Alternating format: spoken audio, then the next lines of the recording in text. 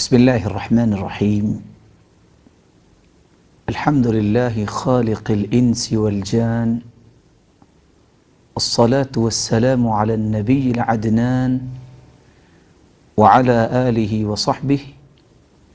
ومن تبعهم بإحسان إلى يوم الحشر والنشور والميزان، أما بعد، فأعوذ بالله من الشيطان الرجيم. شهر رمضان الذي أنزل فيه القرآن هدى للناس وبينات من الهدى والفرقان۔ ناظرین کرام، گزشتہ سے پیوستہ پچھلے درس میں ہم نے روزے کی اقسام کے متعلق گفتگو کی تھی۔ اللہ مالک الملک نے قرآن مجید کو مقدس مہینے رمضان المبارک میں نازل کیا، جس میں حق و باطل کی تمیز کی نشانیاں ہیں۔ اللہ جل شانہ نے سرتاج رسل محمد مصطفیٰ صلی اللہ علیہ وآلہ وسلم کو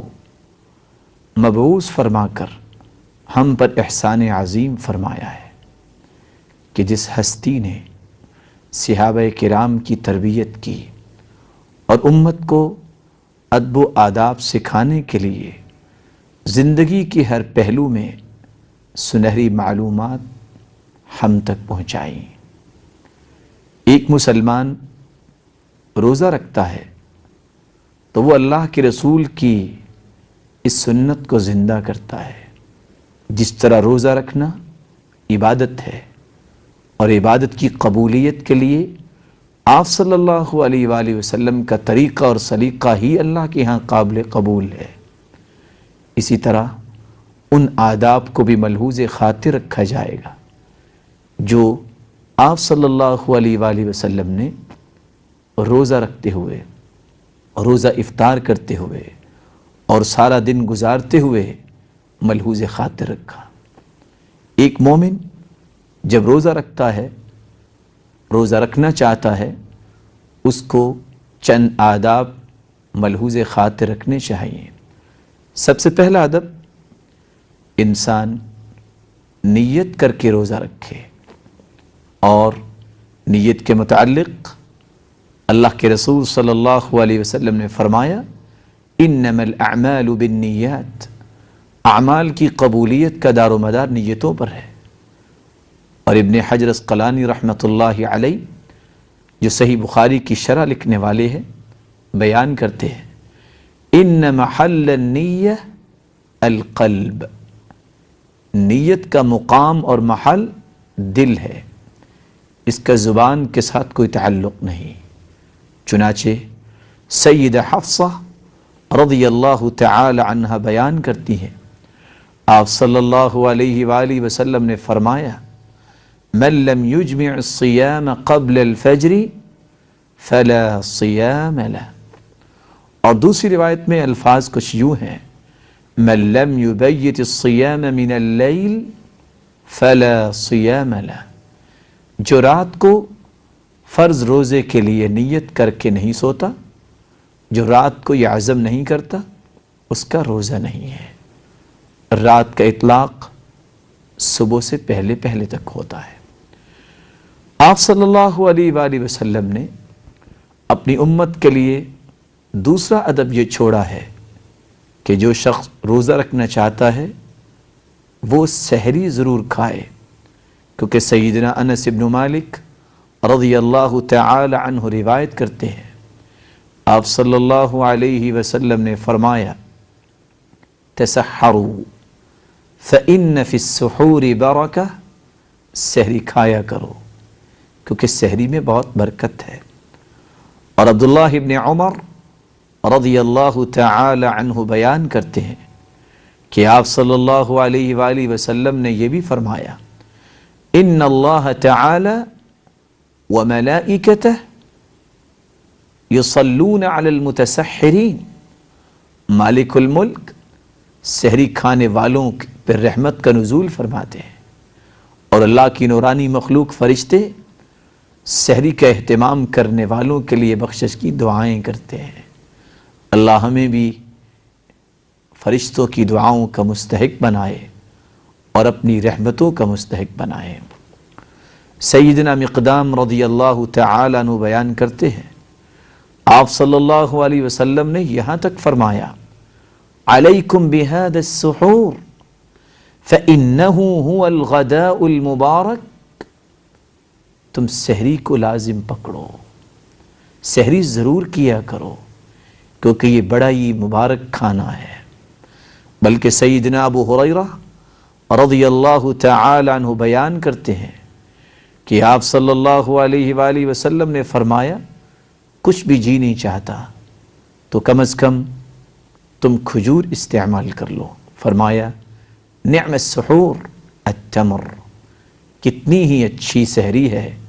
اگر کھجوروں کے ساتھ یہ سحری کی جائے۔ اور دوسری روایت میں آتا ہے، آپ صلی اللہ علیہ وسلم نے فرمایا کہ سحری بڑی مبارک چیز ہے، فلا تدعوه السحور كله برکہ، سحری ساری کی ساری برکت ہے، فلا تدعوه، اس کو چھوڑا نہ کرو، ولو ان يجرع احدكم جرعة من ماء، خواہ تم پانی کا گھونٹ ہی کیوں نہ پی لو، فإن اللہ وملائکتہ یصلون علی المتسحرین، مالک الملک اپنی رحمتوں کا نزول فرماتے ہیں اور فرشتے ان کی بخشش کی دعائیں کرتے ہیں۔ بلکہ سیدنا عبداللہ بن عمر رضی اللہ تعالی عنہ سے مروی ہے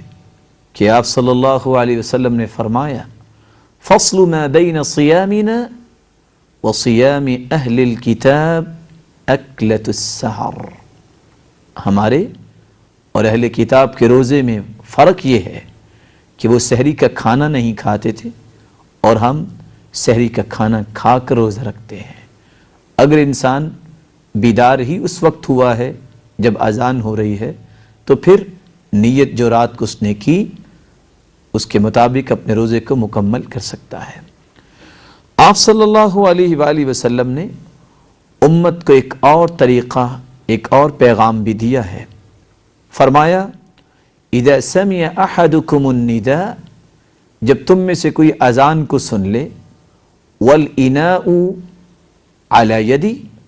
اور برتن اس کے ہاتھ پر ہے، فلا یضعه حتی یقضی حاجته منہ، تو اس وقت تک اپنی ضرورت پوری کر لے، اس وقت تک اس برتن کو نہ چھوڑے جب تک اپنی ضرورت پوری نہ کر لے۔ اللہ کے رسول صلی اللہ علیہ وآلہ وسلم نے روزے دار کے لیے تیسرا ادب یہ بیان کیا کہ وہ شخص لغویات سے پرہیز کرے، گناہوں سے بچے۔ سیدنا ابو ہریرہ رضی اللہ تعالی عنہ بیان کرتے ہیں، آپ صلی اللہ علیہ وسلم نے فرمایا، اذا كان یوم صوم احدکم، جب تم میں سے کوئی شخص روزہ رکھے، فلا یرفث ولا یجہل، نہ جہالت کی گفتگو کرے، نہ گناہ کی گفتگو کرے اور نہ ہی گناہ کرے۔ فإن امرؤ شاتمه او قاتله فلیقل انی صائم، اگر کوئی دوسرا اس کو گالی بھی دے، اس سے لڑائی بھی کرنا چاہے، تو روزے دار کو کہنا چاہیے میں تو روزے دار ہوں۔ بلکہ سیدنا ابو ہریرہ رضی اللہ تعالی عنہ تو یہ بھی بیان کرتے ہیں کہ آپ صلی اللہ علیہ وآلہ وسلم نے فرمایا، رب صائم لیس له من صیامہ الا الجوع، کتنے روزے دار ہیں جن کو سوائے بھوک کے کچھ نصیب نہیں ہوتا۔ ورب قائم، اور کتنے ایسے رات کو قیام کرنے والے ہیں، لیس له من قیامہ الا السحر، اس کو سوائے جاگنے کے کچھ بھی نصیب نہیں ہوتا۔ سیدنا ابو ہریرہ رضی اللہ تعالی عنہ ایک دوسری روایت میں یہ بیان کرتے ہیں، رب صائم لیس من صیامہ الا الجوع ورب قائم لیس له من قیامہ الا السحر، کتنے روزہ رکھنے والوں کو صرف بھوک ہی نصیب ہوتی ہے، وہی برداشت کرنی پڑتی ہے، اور کتنے رات کو قیام کرنے والے ایسے ہیں جن کو جاگنا ہی پڑتا ہے، کچھ ان کو اجر نہیں ملتا۔ السلام علیکم ورحمۃ اللہ وبرکاتہ۔ ناظرین کرام، وقفے سے پہلے ہم یہ گفتگو کر رہے تھے کہ انسان روزہ رکھ کر اگر اللہ کی نافرمانیوں سے باز نہیں آتا تو اس کے حصے میں بھوک ہی آتی ہے، جو سارا دن اپنے آپ کو بھوکا رکھتا ہے۔ اور جو شخص قیام کرتا ہے اور اللہ اور اس کے رسول کے بتائے ہوئے طریقے کے مطابق نہیں کرتا تو اس کی قسمت میں جاگنا ہی ہوتا ہے، کوئی بھی اجر اس کو نصیب نہیں ہوتا۔ آپ صلی اللہ علیہ وآلہ وسلم نے فرمایا، لیس الصیام من الاکل والشرب، روزہ صرف کھانے پینے سے رکنے کا نام نہیں، انما الصیام من اللغو والرفث، اصل تو روزہ یہ ہے کہ انسان گنہگاری سے بچ جائے، انسان لغویات سے بچ جائے۔ فَإِن سَابَكَ أَحَدٌ أَوْ جَهِلَ عَلَيْكُمْ فَقُلْ إِنِّي صَائِمٌ، اگر کوئی جہالت برتتا ہے تمہارے ساتھ، تمہیں برا بلا کہتا ہے تو کہہ دو۔ آپ صلی اللہ علیہ وآلہ وسلم نے چوتھا ادب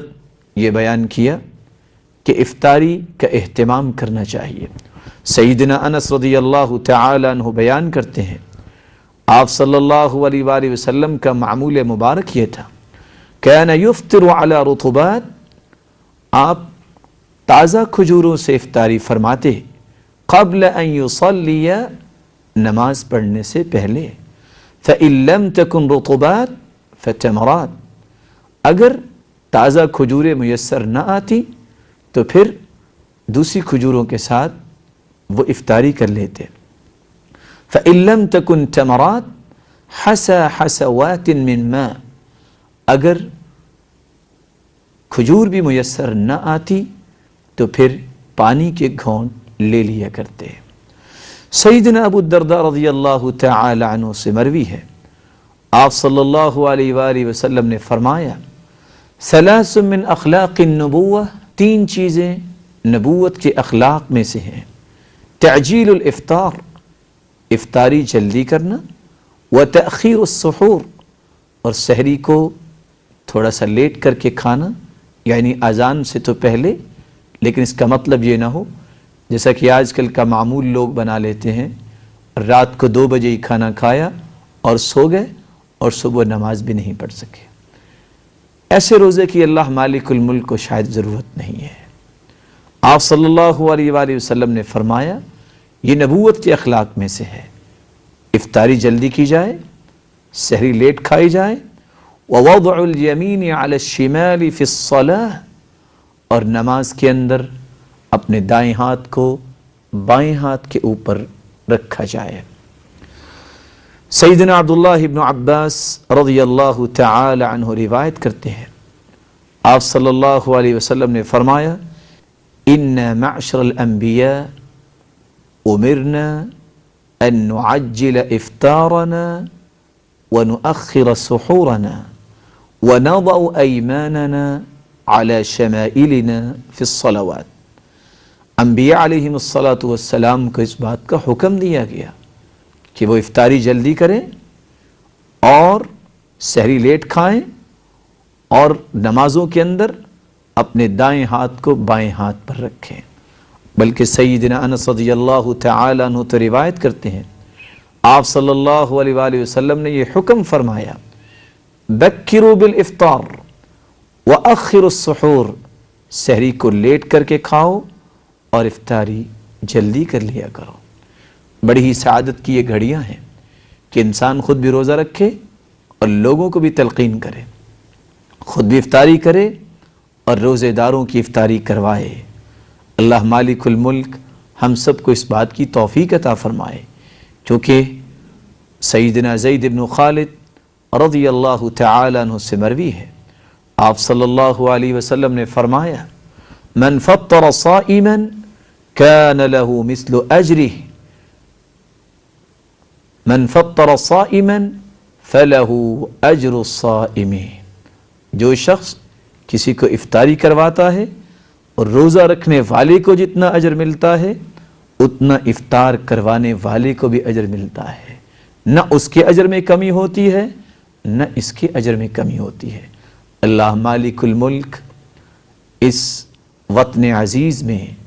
ہم سب کو اس بات کا اہتمام کرنے کی توفیق عطا فرمائے۔ روزے دار کے لیے آپ صلی اللہ علیہ وآلہ وسلم نے پانچواں ادب یہ بیان کیا ہے کہ وہ افطاری کے وقت دعا پڑھے، بلکہ روزہ رکھنے والا شخص بڑا ہی سعادت مند ہے۔ وَدَعْوَةُ الصَّائِمِ، روزے دار کی دعا کو تو مالک الملک رد ہی نہیں کرتے، اور خصوصاً افطاری کے وقت کی ہوئی دعا تو مالک الملک قبول فرماتے ہیں۔ فرمایا اذا افطر، آپ صلی اللہ علیہ وسلم جب افطاری کرتے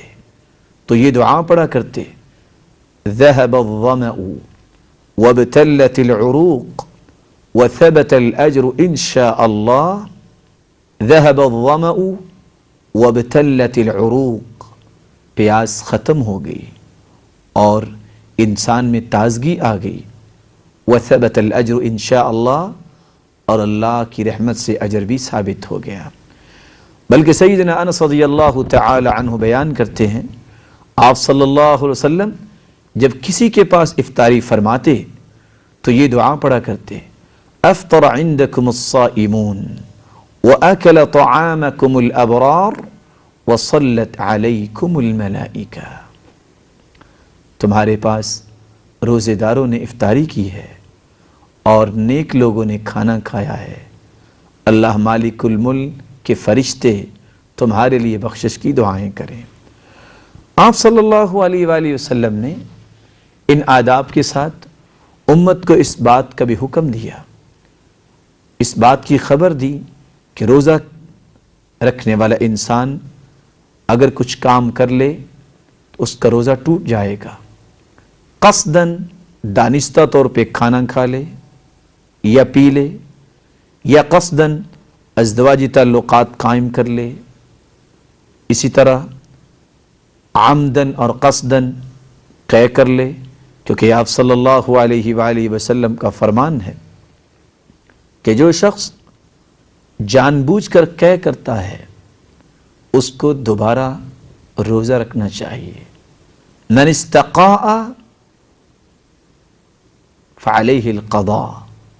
جس کو قے آ جاتی ہے اس کی قضائی نہیں، اور جو جان بوجھ کے قے کرتا ہے اس کو دوبارہ روزہ رکھنا چاہیے۔ آپ صلی اللہ علیہ وآلہ وسلم نے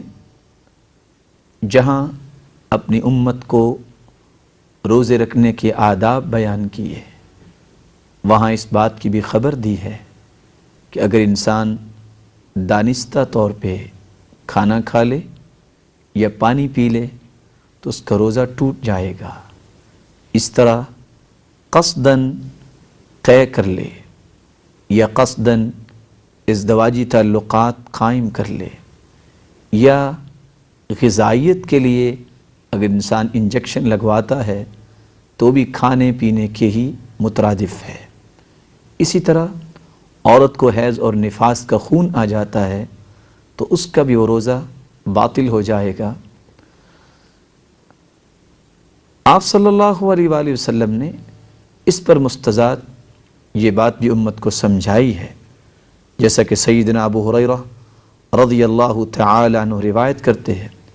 من افطر فی رمضان ناسیا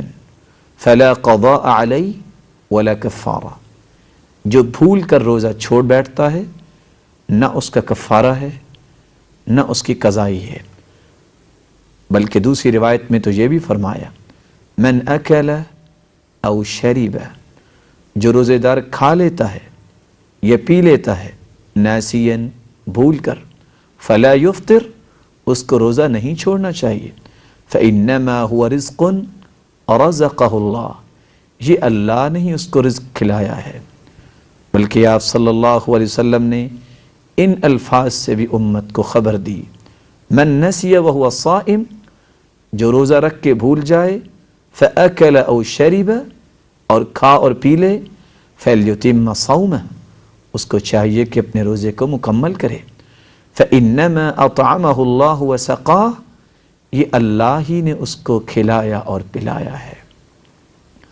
آپ صلی اللہ علیہ وسلم کے ارشادات عالیہ کی روشنی میں ہمیں یہ بات سمجھ آتی ہے کہ بھول کر کھانے سے روزہ نہیں ٹوٹتا۔ اسی طرح خشک یا تر مسواک استعمال کرنے سے بھی روزہ نہیں ٹوٹتا۔ شدت گرمی کی وجہ سے سر پر پانی ڈالنا یا کپڑا وغیرہ تر کر کے اپنے سر پہ رکھنا، اس سے بھی روزہ نہیں ٹوٹتا۔ نہر یا تالاب میں غوطہ لگانا، اس سے بھی روزہ نہیں ٹوٹتا، شرط یہ ہے کہ پانی حلق سے نیچے نہ اتر جائے۔ اسی طرح آپ صلی اللہ علیہ وسلم کے ارشادات عالیہ سے ہمیں پتہ چلتا ہے کہ سرما لگانے سے اور سر اور بدن پر تیل لگانے سے بھی روزہ نہیں ٹوٹتا، خوشبو لگانے سے بھی روزہ نہیں ٹوٹتا، بلکہ بوقت ضرورت اگر کھانا پکانے والی ہنڈیا پکاتے پکاتے کھانے کو چکھ کر تھوک دے تو اس کے روزے پہ بھی کوئی اثر مرتب نہیں ہوتا۔ آپ صلی اللہ علیہ وآلہ وسلم کے ارشادات عالیہ سے ہمیں یہ پتہ چلتا ہے کہ مکھی یا مچھر یا گرد و غبار یا دھواں اڑتا اڑتا انسان کے گلے میں چلا جائے تو اس سے بھی روزہ نہیں ٹوٹتا۔ آپ صلی اللہ علیہ وآلہ وسلم کے ارشادات عالیہ ہمارے لیے اسوہ حسنہ ہیں، آئیڈیل ہیں، رول ماڈل ہیں۔ میری اللہ مالک الملک سے دعا ہے کہ ہمیں زندگی کے ہر پہلو میں اخلاص کے ساتھ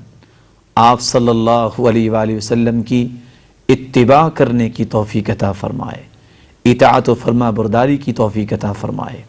اور جب تک رکھے ایمان سے رکھے، جب اپنے پاس بلائے ایمان کی خوبصورت کیفیت میں بلائے، اور قیامت کے دن سرتاج رسل محمد الرسول اللہ صلی اللہ علیہ وسلم کی رفاقت نصیب فرمائے اور اپنے دیدار کا مستحق بنائے۔ وآخر دعوانا ان الحمد للہ رب العالمین۔ اللہ کے دین کی دعوت اور لوگوں تک پہنچانے کے لیے اس ویڈیو کو ضرور لائک، شیئر، کمنٹ اور سبسکرائب کریں۔